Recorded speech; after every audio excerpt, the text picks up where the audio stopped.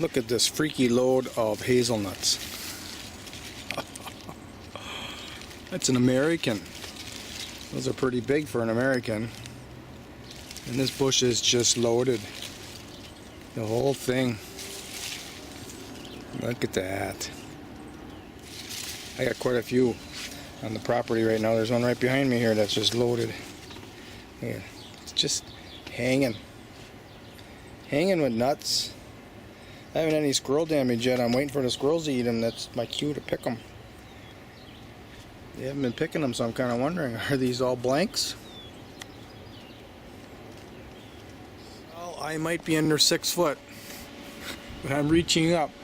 Just what I can reach, the tip of this climbing pea. So it's all a 7 foot. It's probably taller. And look at these monster peas it's growing. Look at this one. Wow. Definitely got to save those for seed for next year.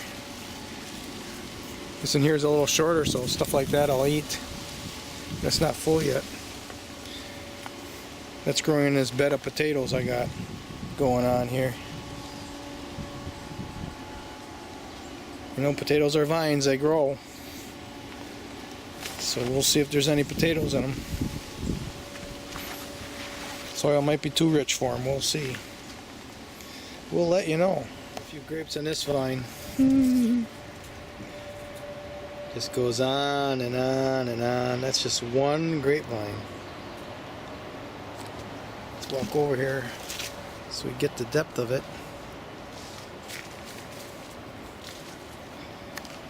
It's even growing into the honeyberry bush here.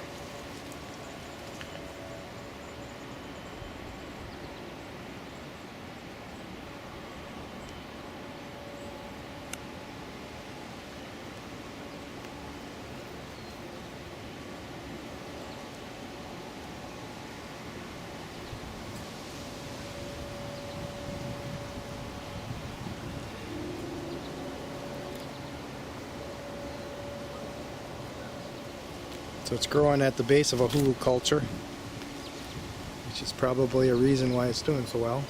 One of the reasons. It's on this sun-facing side of a wooden fence. It's getting warmer temperatures. And at one time I applied a couple of wheelbarrows full of my aerobic compost, but I haven't for years.